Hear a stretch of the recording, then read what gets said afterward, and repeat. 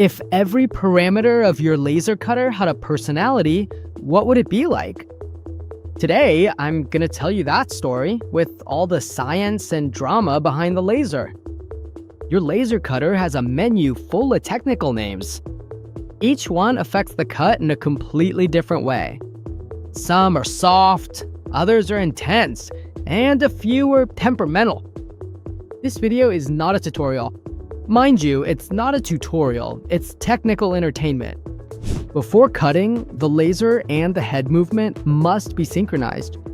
The laser ignition is the first energetic heartbeat. If it's too early, it marks the metal ahead of time. If it's late, the head is already moving when the laser turns on. And the start of the cut comes out completely incomplete. The laser shutdown is the final note. If it happens too late, it leaves a burnt thermal tail. If it happens too early, the piece doesn't close. These are timing parameters, which must always have a value greater than 0. Which parameter gives the explosive kick when starting the cut? The laser is not a continuous light. It's controlled by a fast pulse signal. On off, thousands of times per second. Peak power is the maximum strength of each of those pulses. If it's low, the laser enters the metal timidly, struggling to pierce. The start seems weak. If it's high, the entry is aggressive, fast and forceful, but if you overdo it, it burns at the start. In materials 1 millimeter and up, it always goes at 100%, except for machines with powers of 6,000, 12,000, and 20,000 watts. What happens when we speed up the rhythm of the laser pulses? To understand frequency, first you have to understand how a laser is actually controlled. The laser is not a continuous light. It's controlled with a PWM signal, pulse width modulation. That means the laser works with a square wave that turns on and off rapidly. In a PWM signal, each cycle has 2 moments, an on time and an off time, and the total period of the cycle remains constant. The only thing that changes is how long the pulse is on within that same cycle, which we call the duty cycle, and that's what controls the average intensity of the laser. Now we can finally talk about frequency. Frequency is how many times that PWM cycle occurs in 1 second.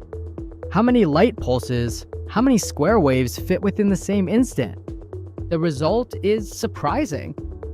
The laser doesn't travel as a continuous beam, but as a rapid succession of energy micro-hits that our eyes perceive as a single stable line. When the frequency goes up, the PWM pulses are so close that the cut feels like a constant caress. The edge remains smooth, uniform, and elegant, as if the laser were sliding a very fine sandpaper over the metal. When the frequency drops, there are fewer pulses per second, but each one impacts with more individual force. The laser penetrates more, but with less delicacy. It's like a slow and powerful hammer, hit in the same spot. That's why frequency is not an artistic parameter.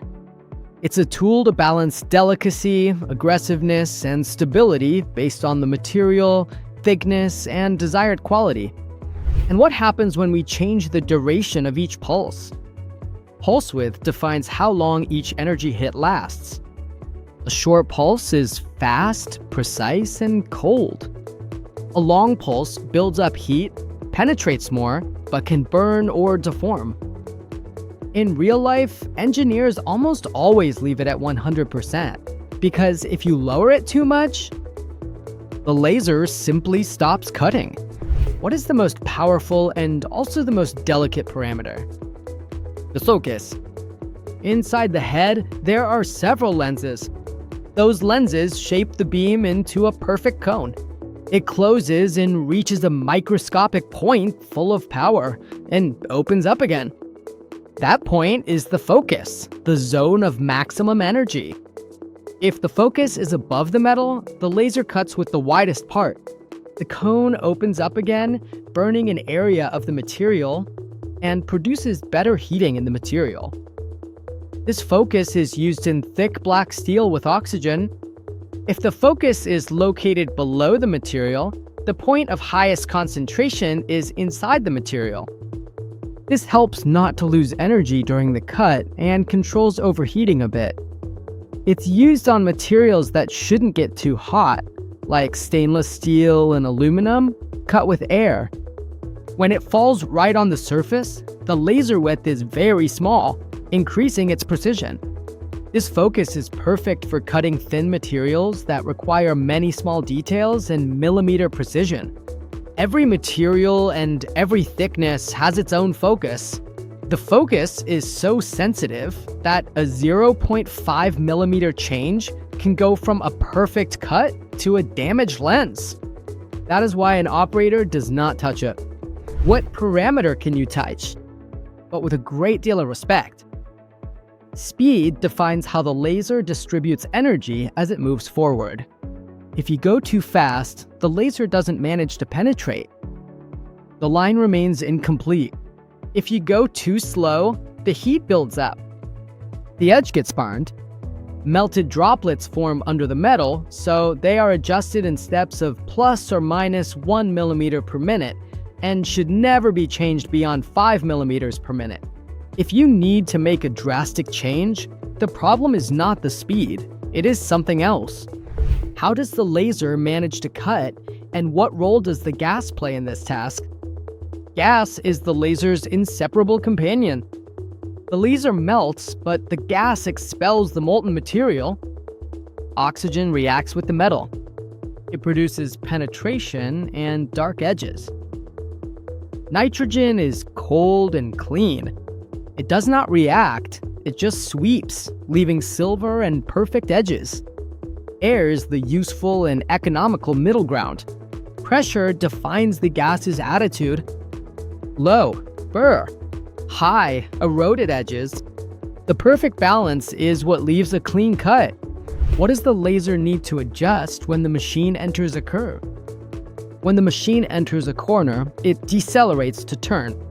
If the laser does not lower its power, it would burn that corner every time. The power curve is an intelligent co-pilot. We brake, the power goes down. We exit, it goes back to 100%. It is pure engineering for perfect corners. The operator does not touch it. What does the laser have to do before it can start cutting? The laser can't cut without first perforating. That first point is called piercing. If the piercing is too weak, the laser does not go through. The cut cannot start. If it is too strong, it burns the surface and leaves a crater. The piercing marks the first impression of the cut. And yes, it matters more than you think. What does a cut look like when absolutely everything is aligned? When everything is just right, the sparks fall like golden rain. The edge remains clean, and the piece falls on its own or with a slight tap. No burrs, no burns. It's like watching a perfect choreography. This is a FORZA cut. Each parameter has character, impact, and a role in the story of the cut. Today, I didn't teach you how to move them, I taught you how to understand each parameter. Because when you understand how your machine thinks, working with it becomes more intuitive, safer, and more yours. FORZA doesn't just manufacture technology, FORZA explains how it works and stays by your side.